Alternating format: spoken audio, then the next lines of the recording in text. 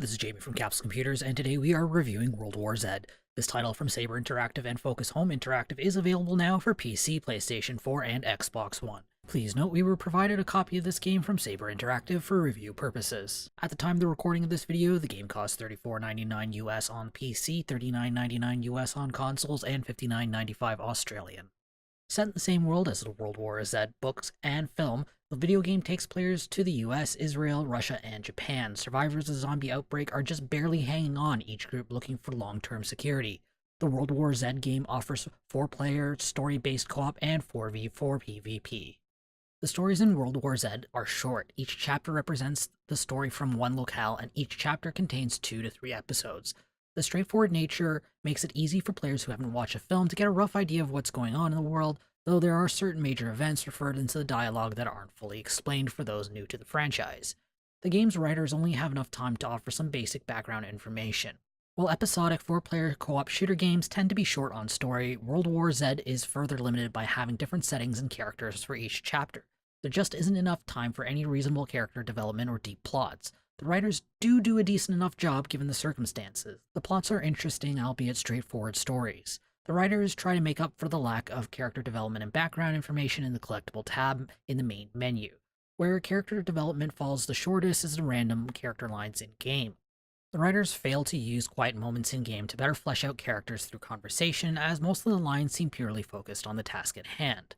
The voice lines in the games are a bit corny and limited.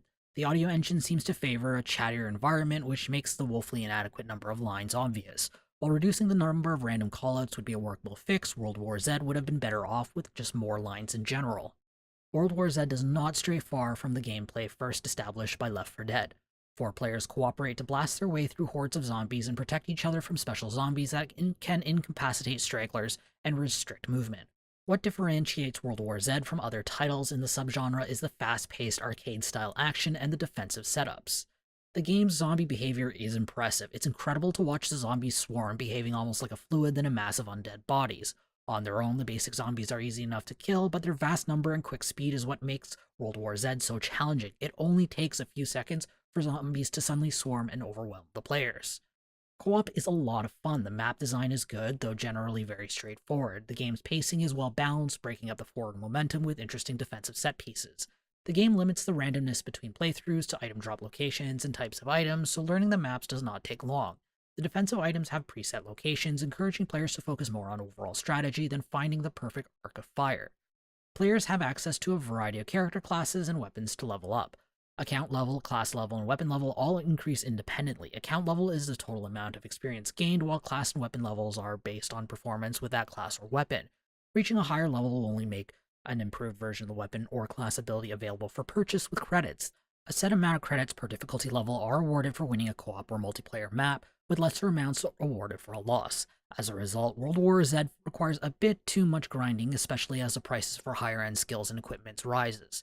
A boost in the endgame credit rewards would be an easy fix to the issue. I think a 15% overall increase would be a good start.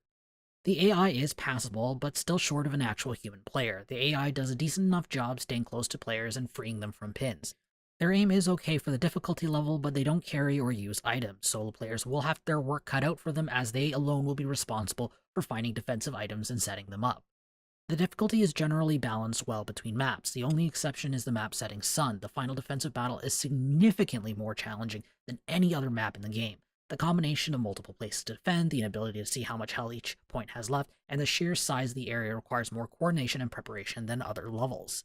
The PvP multiplayer section in World War Z is boring. It's built as a player versus zombie environment. In reality, multiplayer feels more like a generic shooter that throws in waves of zombies every once in a while. The bigger problem with multiplayer is how the class system is implemented into multiplayer. The exact same class system in co-op is in multiplayer. The only difference is multiplayer has its own set of classes and no weapon progression. It's a bit unbalanced, as low-level players don't have access to the same set of buffs as high-level ones. Since World War Z's talent system offers different options at the same tier, Saber Interactive should have given all players a base set of talents, with higher levels unlocking new alternative talents at different tiers. The PC version of World War Z falls short. The game lacks full support for switching between toggle and hold. Players can only choose for sprint activation, as crouch is locked to toggle and aiming is locked to hold. There is no option for adjusting the field of view or support for ultra-widescreen monitors at this time either. I also noticed the game suffered from severe hangups whenever the game needed to load a new area or a player joined the game. Additionally, the game has no option for removing an overlay with game data at the bottom of the screen. World War Z uses a realistic art style that fits well for the game given its movie roots. The character designs fits each locale, and the maps do a good job of visually conveying their setting.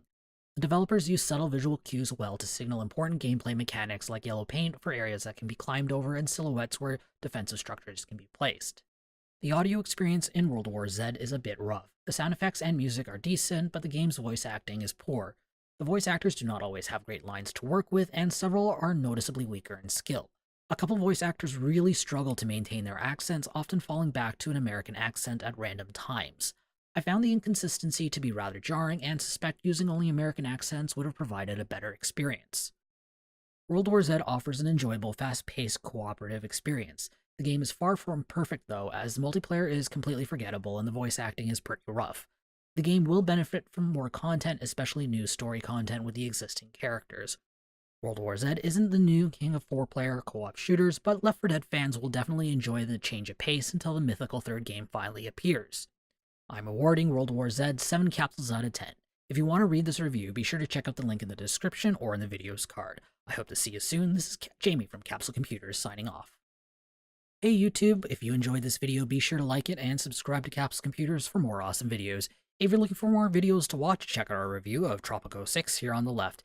And if you're looking for another 4-player co-op shooter to play, check out our review of Generation Zero here on the right.